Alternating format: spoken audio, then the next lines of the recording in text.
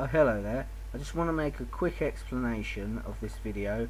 I actually made this earlier last year, so a lot of things that I've said in the video will probably be inaccurate now. The video wasn't originally made for the GameGlobe channel, so that's why there's no mention of it. First time you've seen me, hello, I'm Jim Say. I hope you enjoyed the video. Thank you for watching GameGlobe.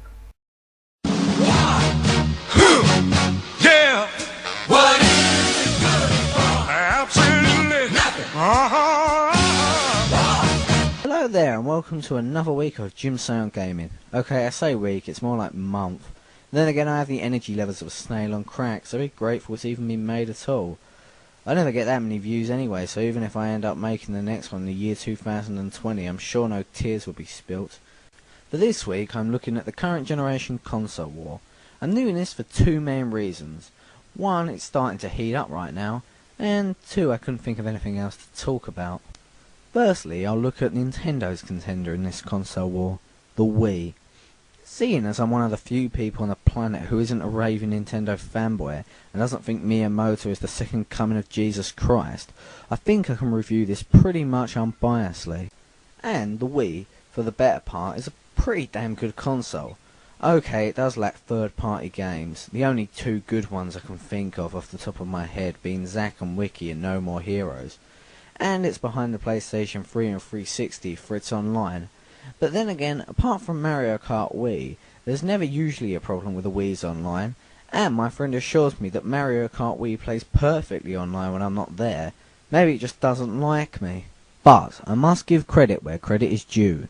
The Wii is definitely the most innovative console of this generation using motion sensors, and the Virtual Console is totally epic. Also, it's backwards compatible with GameCube games, which means you can hide your GameCube when your friends come round and deny ever owning one.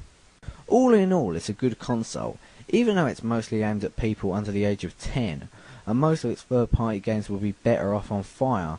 It's still pretty fun, and that's what a console is all about. Well, that is when you're not typing in the friend's code. God, I want to play my friend online, I'm not trying to break into a bank safe. Next we have Sony's brick shithouse of a console, the PlayStation 3. The PlayStation 3 is definitely the most powerful of all the three consoles.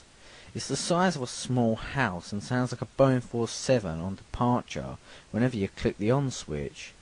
Most of the criticism slung its way comes from its lack of good exclusives. And that's pretty fair criticism as well. I mean, off the top of my head, the only good exclusives I can really think of was Heavenly Sword, Ratchet and Clank, and Resistance Fall of Man. Okay, I know there was more, but I really can't be bothered to look them up right at the moment. Okay, I'm being a bit unfair. The PlayStation 3 does have some good points, like its graphics or its decent online play. Also, it's definitely got the best potential of any of the three consoles so far. Okay, I know you can't market a console on potential, but with titles like Metal Gear Solid 4 and Final Fantasy 13 on their way, you'd be madder than a pit bull with schizophrenia to say that the PlayStation 3 won't end up being a good console. Not a great, but definitely good console. Also, the PlayStation 3 has one big advantage over its rivals. No, not the fact that you can play Blu-ray DVDs. The jury's still out on whether that was a good idea or not. Its biggest advantage is the fact that it's got the words PlayStation written on it.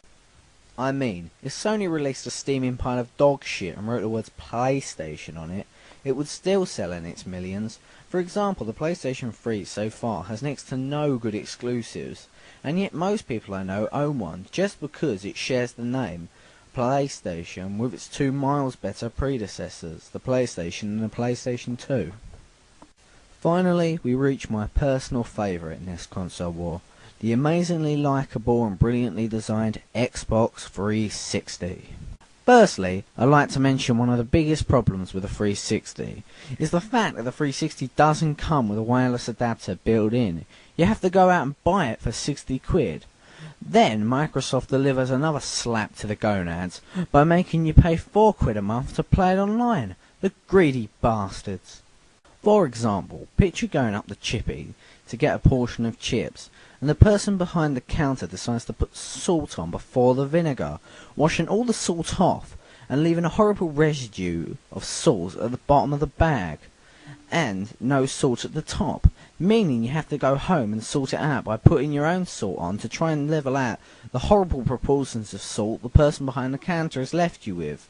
It's a small inconvenience, but an avoidable inconvenience, like having to buy the wireless adapter for the 360. As for the Wii and the PlayStation 3, which already have the adapter built in, this is like going up the chip shop, having them put the vinegar on first, then the salt so it sticks lovely to all your chips, then you don't have to try and sort it out at home, leaving you feeling ultimately more happy. But, then again, the Xbox 360 does have the added proverbial saveloy in the form of the best online with Xbox Live, and also comes up trumps in the area of having the best library of games of the three. Okay, I know it's been out the longest of the three, but then again, why would you want to buy the Wii or the PlayStation 3 and wait for the good library of games when you can buy the 360 and already have it there? At the end of the day, all three consoles have good and bad points, and there is no clear best console. It's all a matter of opinion, what suits you. As long as great games keep getting made, who really gives a flying fuck which is the best console to play them on? Strolling along, minding my own business.